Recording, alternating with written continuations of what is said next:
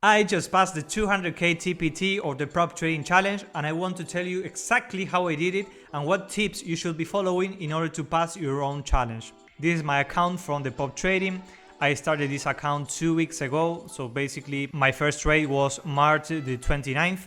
As you may know, I have 10 days minimum to pass the challenge. For this challenge is 16k, basically 8%. And as you can see here, I took exactly 10 days to pass it, but I ended up passing with one single trade the last day. So let's talk about this specific trade, which is the banger, the home run, the trade everyone wants for their own challenge. So basically USD was on a downtrend on the daily chart, knowing the price was hitting a higher time frame bullish level, which was this order block where previously smart money stopped hunted or grabbed liquidity below equal lows and then pushed higher.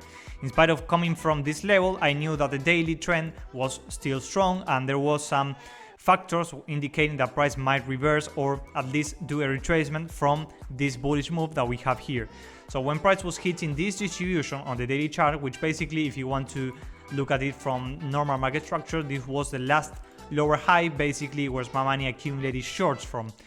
Looking at these levels here, we can see that the only unmitigated level of this entire distribution was this candle here, because we can see that price displaced away from this first candle, which was the highest one, the highest order block, but then later price came back to fill any inefficiency that might have been on lower time frames and mitigating this order block with this move to the upside. Then we have this other move here where price moved away from this order block, breaking the low, came back to mitigate it one more time, and this last move to the downside was the only one that was broken and never mitigated. So this was my first point of interest, this daily order block to frame a short from.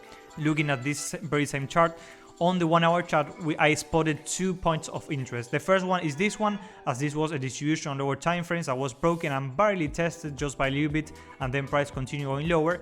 And then this other point of interest, these specific candles here, as you can see, we have a distribution that was broken to the downside and price needed to come back and test this area that wasn't mitigated yet. So these two levels were my point of interest, and my idea was to frame any short setup inside of this area. So when price was getting to my area, now let's jump into lower time frames. Here we are on the 15-second chart, and as you can see, price was approaching this area, which was my point of interest. This area in total was around 13 pips, so I could just simply place a sell limit here with my stop loss here. But of course, if you want to capture as much RRs as possible, you need to get down into lower time frames and spot any kind of reversal pattern, or not pattern, obviously price doesn't move by pattern, but any kind of exhaustion or distribution indicating that price wanted to actually reverse to fill some inefficiencies that were left behind here or capture some liquidity on the sell side. So when price was approaching this area, I was spotting this distribution. We can see that if we look at volume, there is some volume absorption.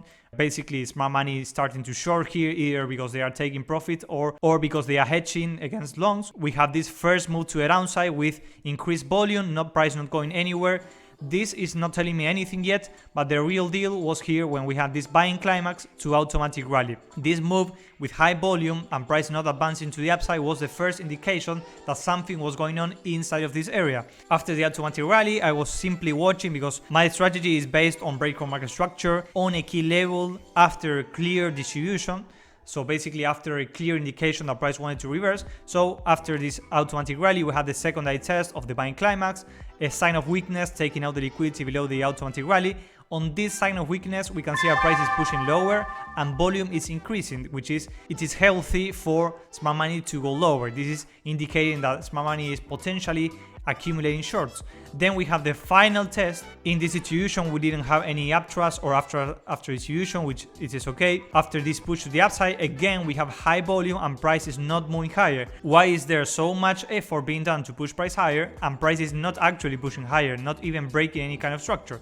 So this was another sign of weakness that price wanted to go lower. So then later we have this beautiful push to the downside, breaking these structures. But if I knew that my distribution started from this level, from this first pullbacks, then I waited for this to get broken, and we can see that price finally broke this area, and this was my confirmation to take a short. So where would I take the short from? Ideally around the key order block where smart money accumulated orders and failed to break, and that level is this one right here. We can see all this move to the upside is my key order block that smart money failed to break, basically shifting the market structure from bullish to now bearish because we have the first lower high here, and after a break we are confirming that price wants to go lower. So I simply took a short from here, placing my stop loss there. I risked a little bit less than 1%. In the end, this trade ended up hitting 10 RRs and made my challenge being passed. As we can see, this was my entry. We cannot see the stop loss, and this was my exit right here. My exit, I knew that price was trying to go much lower, and my ideal target would be the equal lows that were left behind here on the daily chart or on lower time frames. As we can see here, I'm talking about these equal lows, and also we have a void down here that needed to be filled. But in spite of these lower targets, I decided to place my take profit exactly at 8% so I could pass the challenge. Not one pip more and not one pip less. Please remember to subscribe if you're not, and like the video, as I will really appreciate it. There is a funny episode when price was about to hit my take profit. I remember waking up in profit around this time at 2 AM New York time, which was 8 AM in Italy, and my take profit was 10 pips away.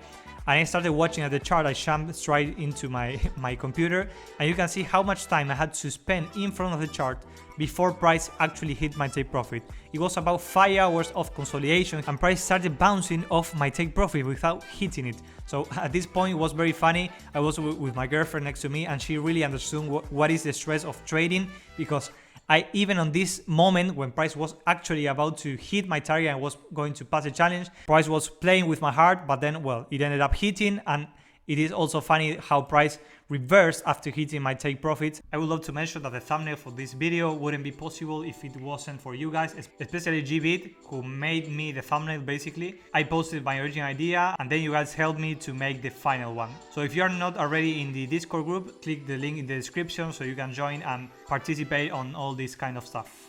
Now I want to quickly review my challenge, see what can be improved, what I did wrong and what I did right.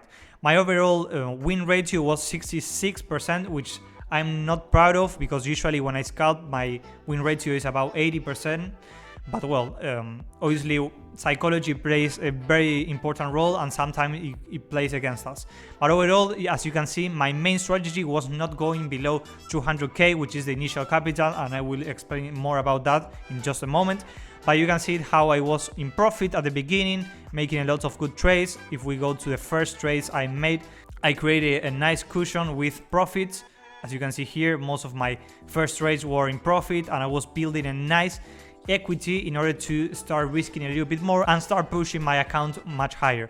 In the end, I ended up losing these first profits, but overall, without breaking the 200k line.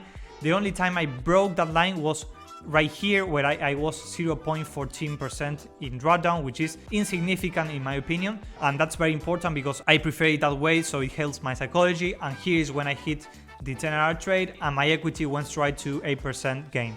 Here we can see the summary of the trades I took on different pairs. I didn't diversify much on the pairs I used to trade with, but that's okay because I prefer looking at majors usually because they have lower spread. The win ratio for Euro USD was 60%.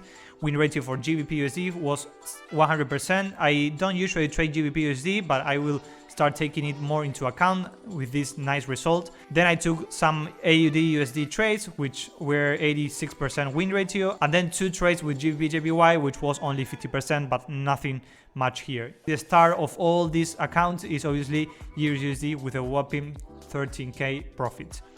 I wish I could share this with you, a link, but there is no way I can verify this, as only MT4 accounts can be verified. If you know how I can verify an MT5 account in MyFxbook, please let me know in the comments, because I would love to share with you the link so you can actually see all these statistics, which are really fun to watch and very insightful. Now I want to talk about some tips that will help you pass any challenge, and for me they are very important, and I keep them next to my screen whenever I open the chart. The first tip is sticking to your profitable strategy. Let's say that you have a profitable strategy because you have actually back tested it. There is no point on trying to experiment with other strategies while you're doing the challenge. You should always stick with the one that actually is profitable. If you don't have any profitable strategy, I invite you to check out my mentorship in the link in the description, or you can simply start studying the videos in the playlist I have with organized teachings. The second tip is having a good psychology is key, and that's going to help you taking good trades, because when you have a very good mindset, that's going to make you take and apply your strategy much better. So for example, what I try to do is keeping the drawdown as minimal as possible, because if I start being on a drawdown underneath, for example, the initial capital, then I know that that's going to affect myself by a lot, and in the end that's not good for any type of trades or analysis that I want to do. Having a safe and sound psychology is going to improve your decision making tremendously. The other tip I have for you is don't sleep when you're having a challenge. What I'm trying to say here is that if you pay for a challenge, make the effort of looking for trade ideas. Maybe you're trying to look for trade ideas and you don't actually find any idea at the beginning, but that's okay, that's part of the game. You don't need to lose your mind and start taking trades because the days are passing by and you're not advancing on your challenge. Have a plan on how to pass the challenge. For example, what I do is having a daily target, and as soon as I hit that target, I quit the charts. I don't look at the charts anymore, because obviously I don't want to over trade, or I don't want to be in a bad trade and then that daily target was hit at the beginning, now it's in a drawdown, and that's going to deteriorate my psychology. So you can see how all of this is going to help your psychology, which in the end is the only thing that matters when trying to pass a challenge. You are not only trading against the markets, you are trading against yourself. That's it for this video. I hope you enjoyed it. If you did, remember to subscribe and give a like. And if you have any question about my challenge, please let me know down in the comments.